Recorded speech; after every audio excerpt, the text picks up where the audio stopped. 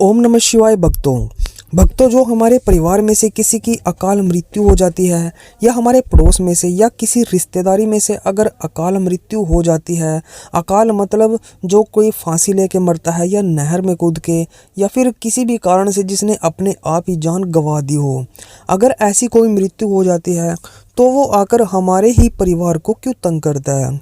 ऐसा क्यों होता है कि वो आदमी अपने ही परिवार को तंग करने लगता है और अपने ही परिवार को मुसीबतों में डाल के रखता है, उसमें शांति का माहौल बना के रखता है, अशांति ही अशांति फैलाता है। ऐसा क्यों होता है?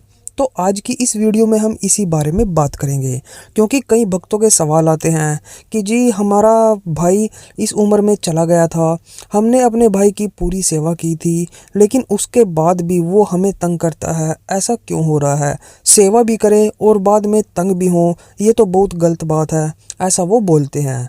लेकिन ये सब आपकी मनगढ़ंत चीज़ें होती है। वो हमें तंग करता है, इसके पीछे कई कारण होते हैं। सबसे पहले तो ये जानिए कि इंसान 5 तत्वों से मिलकर बनता है। अग्नि, वायु, पानी, आकाश और धरती। इन 5 तत्वों से इंसान बनता है। जब इंसान की मौत हो जाती है या वो अकाल मृत्यु को प्राप्त होता है, तब सिर्फ उसके पास 2 तत्व बचते हैं। वो होते हैं वायु तत्व और आकाश तत्व। उसका पृथ्वी तत्व, अग्नि तत्व और तीसरा तत्व जो होता है पानी तत्व, उससे कोई मतलब नहीं रह जाता। ये 3 तत्व उसके खत्म हो जाते हैं, तो वो सिर्फ 2 तत्वों का इंसान होता है। यानी उसको मतलब है आकाश से और हवा से। अब उसको धरती से कोई मतलब नहीं है। जब उसको धरती से कोई मतलब नहीं है तो वो धरती पर रहने वाले आप से कोई मतलब नहीं रखेगा। उसको ये नहीं होगा कि हाँ ये मेरा भाई है या मेरा चाचा है या मेरा ताऊ है। उसको सिर्फ आपसे अपने काम निकलवाने हैं। अब वो काम क्यों निकलवाता है यह भी जान लीजिए। जब भी कोई इंसान अकाल मृत्यु मरता है तो जब तक उसकी उम्र पूरी ना हो जाए वो पृथ्वी लोक पर ही भटकता है या फिर इधर उधर भटकता रहेगा। वो प्रेत योनि में चला जाता है, और जब इंसान प्रेत योनि में चला जाता है तो कई ऐसी चीज़ें उसके साथ घटती है। जैसे शमशान घाट में जब उसका दाह संस्कार किया जाए तो हो सकता है कोई तांत्रिक उसको काबू में कर ले, क्योंकि बहुत सारे तांत्रिक किसी ताक में बैठे रहते हैं कि कोई अकाल मृत्यु मरे या कोई ऐसा मरे जिसकी कोई संतान ना हो, तो तांत्रिक इनके चक्रों में बैठे रहते हैं। अगर वो किसी तांत्रिक के हत्थे चढ़ जाए तो तब तांत्रिक उसको अपने वश में करेगा और उससे मनचाहा काम लेगा। उसको शारीरिक और मानसिक मतलब तरीके से वो पीड़ित काफ़ी तरीके से करता है और उससे काम लेता रहता है। तो तांत्रिक उसको वश में करके उससे जो मर्जी काम करा सकता है। एक तो ये होता है। दूसरा, अगर उसकी कोई इच्छा अधूरी रह गई हो या उसका कोई काम ऐसा अधूरा रह रहा हो तो तब भी वो परिवार वालों को तंग करता है। कई बार सिचुएशन ऐसी होती है कि किसी की शादी ना हुई हो तो वो अपना स्थान मांगता है, क्योंकि वो पितर बनता है। वो सीधा प्रेत योनि में जाता है और जब तक उसको स्थान ना दिया जाए तब तक वो प्रेत योनि में रहेगा। जब उसको स्थान मिल जाता है तब वो पितर योनि में जाता है, और पितरों का स्थान सबसे बड़ा माना जाता है। देवताओं से भी ऊपर का स्थान पितरों का होता है। तो जब भी कोई अकाल मृत्यु मर जाता है तो वो अपनी जो मतलब उसकी अगर आयु 80 वर्ष की थी और उसने 50 वर्ष की उम्र में कोई ऐसा काम कर दिया जिसके कारण उसकी मौत हो गई, तो बचे हुए 30 साल वो प्रेत योनि में गुजारता है। और प्रेत योनि में तरह तरह की उसको पीड़ाएं देखने को मिलती है। तब वो इधर उधर भागता है, अपने घर वालों से भी सहायता लेने की कोशिश करता है। तो और इसी तरह वो हमें तंग करता रहता है कि कहीं कुछ मांगेगा कहीं कुछ मांगेगा। हम समझ नहीं पाते, लेकिन हम तंगी में काफ़ी ज़्यादा आ जाते हैं।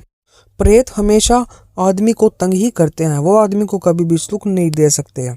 इसलिए अगर आपके परिवार का कोई सदस्य अकाल मौत को प्राप्त हुआ है तो आपको उसकी तुरंत मुक्ति की तरफ ध्यान देना चाहिए। अगर किसी कारणवश आप उसकी मुक्ति नहीं करा पाए या आपको इस चीज़ का पता नहीं था तो वो आपको तंग करने लगता है।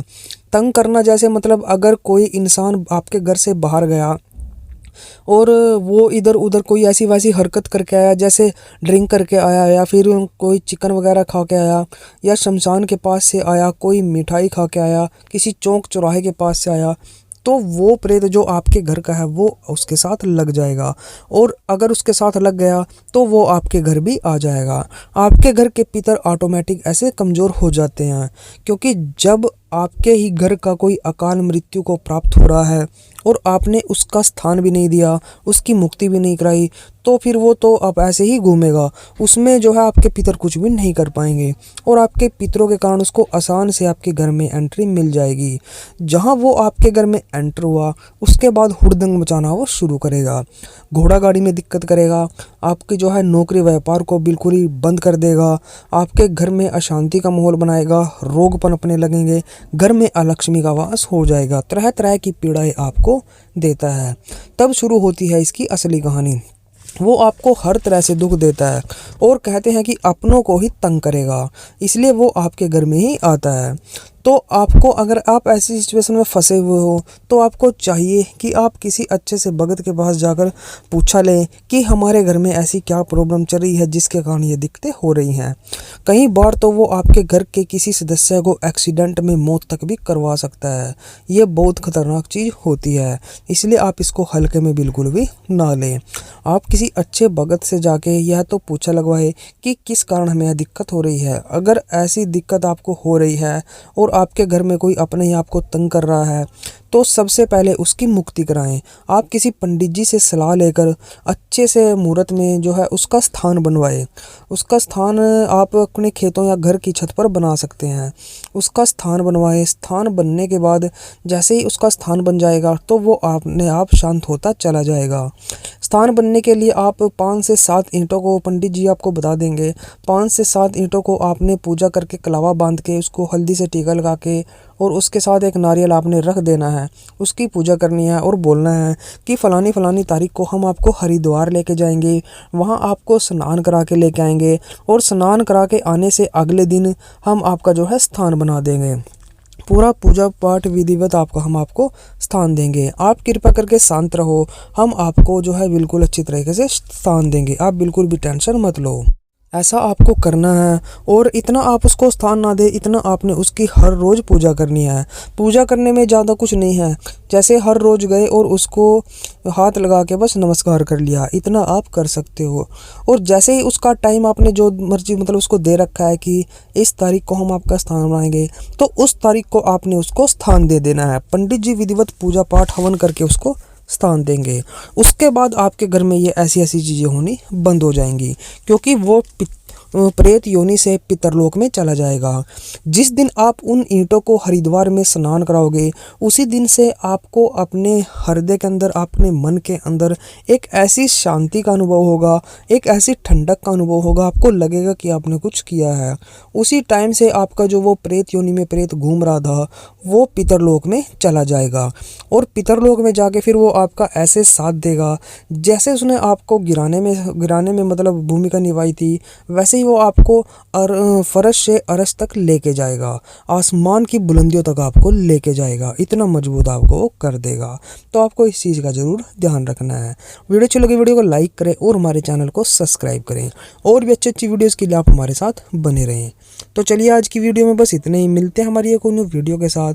तब तक के लिए ओम नमः शिवाय, ओम नमः शिवाय, ओम नमः शिवाय।